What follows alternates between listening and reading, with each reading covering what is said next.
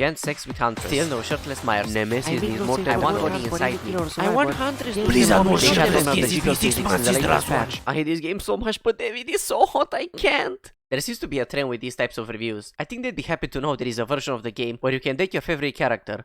Allegedly. Devs don't care about balancing the game, only care about pumping out DLCs every few months. This is just not true. The developers have made it stuck to a roadmap for years, where they will add every 1.5 months a big update to the game. In this you have the so-called DLC updates this person is referring to, which if this would be just a few cosmetics for some cash, I would completely agree to this review. In every chapter for years, the developers have added either a killer, a survivor, or both, which sometimes you can get for free by simply playing the game. And usually when these chapters drop, while it is the main attraction of the update, is not everything they bring. In the latest chapter they added an entirely new playable map, added boss to custom matches, meaning you can now start a custom lobby and practice, made an update to a very impactful item called the flashlight, making it easier to use and less annoying to go against.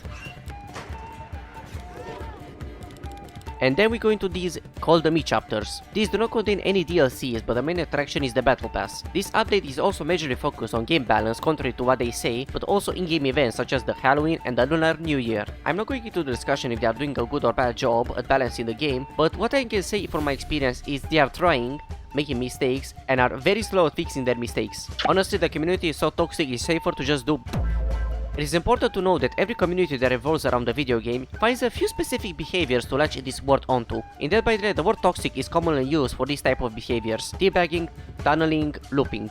Playing the game in an unfun way for your opponent basically, because the list goes on. The whole throughout time has started to lose all meaning and is now used as a way of telling your opponent that what they did is wrong, when in reality is a completely acceptable behavior and part of the game. When Dead by Daylight started getting more popularity, so did the use of this word, and the developers started to specifically state very actively that these gameplay features are not bannable offenses. I cannot recommend the game. I want to like it. I did enjoy it, but I just can't anymore. How is this possible, you ask? Stupid teabagging. The game is absolutely ruined by the newest patch. I've completely quit the game as a result. Well, we can kinda see how this one line held up. Beware new players. You will be bullied to an extreme by high-rank survivors and killers, with thousands of hours of game time. We can probably guess the reason for this review. It was probably done after losing a couple of matches against better opponents. Again, this one word bullying is being used here to make you think something very wrong happened in what his opponents did, which is not the case.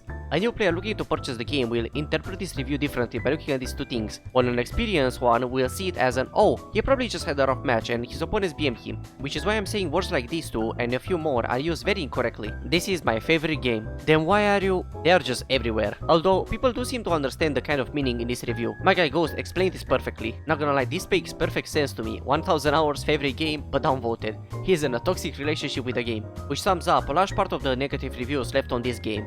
Survivors are the real killers here. Everyone is British and angry. So I have played this game for a few hours and I must say, I've never seen a game be so fun but also be such trash at the same time. This game is proof you don't need to be competent to make a hit. Coded by monkeys, balanced by baboons, and played by idiots like me. We out here waiting in queue for 20 minutes. This used to be a very big issue back in 2019 when this review was made. The new players, when they tried playing as killer, for some reason the game couldn't find a fitting opponent for them, and they would sometimes wait half an hour or even more to play a 10-minute match. Hey, what's going on, guys? We're here with another discussion video or rant. I'm out of here. Nowadays you will find matches much more easily, no matter the time you play on, due to them making changes to the matchmaking and the game getting more popular. Now having a much larger pool of players to choose from. I made a new account to see if this is still the case, and this is pretty much the result.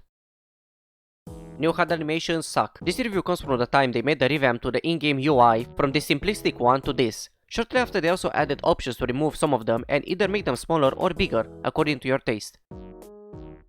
Stay away if you don't like stressing. This is a very commonly used argument to warrant giving the game a bad review, and I can understand why it's thought to be a good reason. The problem with this is the fact that the game is a PvP. You're competing against other players in real time with real feedback. You can just not expect a level of intensity and stress when the nature of the game is very competitive. Not every match will be stressful and intense because the matchmaking in this game prioritizes you getting into a match instead of finding good opponents of the same skill level. Game is garbage. Play Evil Dead the game instead. A classic. They have a microtransaction system that you'll realistically only find in free-to-play games. They want you to pay full price for the game and buy each and every little DLC individually. When doing so would net you well over $120 just to unlock the full game to play, and you won't even get any cosmetics to show for it. One of the biggest issues for a new player is the lack of choices you have. When you first buy the game at a full price of $20 on Steam, or on a discount to about $8, you get about a sixth of the available cast of survivors and killers, along with even less options for customization. Add them upcoming cosmetics. The game uses a perk system where you can equip up to 4 and improve your chances of winning. This in theory is fine when you are fairly new and you don't really understand the base game, the characters and the perk loadout system, but once you get all of that, the cast of characters along with the perks are blocked behind two types of worlds. The first one is the grind wall, where you need to play an enormous amount of hours in order to acquire a currency called the iridescent shards.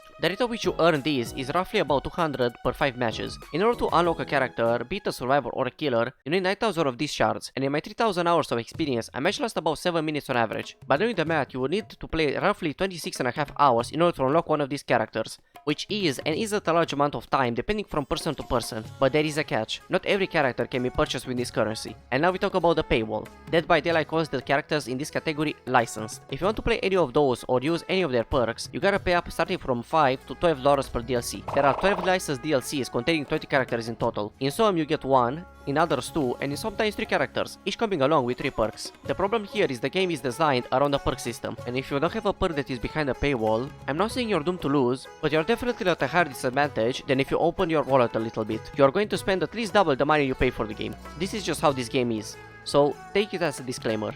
The game is too grindy. Be ready to sink thousands of hours before being able to play optimally. In December 2021, when this review was posted, someone made the math and you would need somewhere along 2000 hours to have all the killers leveled up and one survivor. I'm saying one survivor because in terms of gameplay, they're just race skins and play the same way, while the killers are all different. But since then, they changed the way you earn perks a little bit. You now only have to dump grind into each character once, which they said is 2/3 of the grind gone, and they will continue to be better with each new character added. They have also reduced the number of points you have to dump into the characters by about 30 to 40%, and we now also have roll queue. Whenever it's harder to get a match as a killer or survivor, the opposing side gets double the points earned in the match. So for the most part that was fixed. So to summarize the entirety of Dead by Daylight in a short review will be rough, but I'll try. Dead by Daylight is a pay for convenience game with a thirsty player base that hates it and projects its anger towards their opponents using words such as toxic and bullying because they don't want to get banned and lose their 3 years worth of progress. But still better than Evil Dead.